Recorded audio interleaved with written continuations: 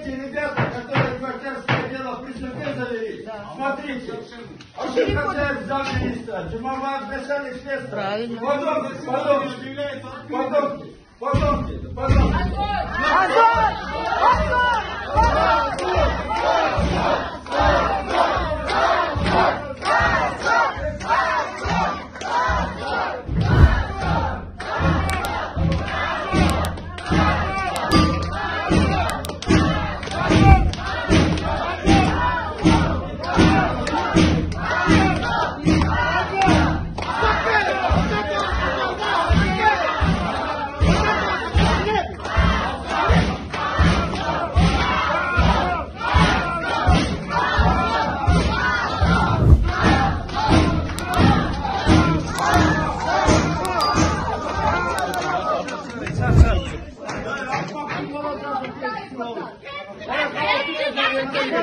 Сами здесь будете сидеть, подумайте.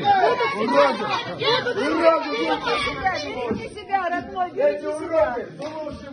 Будут сидеть. Время придет.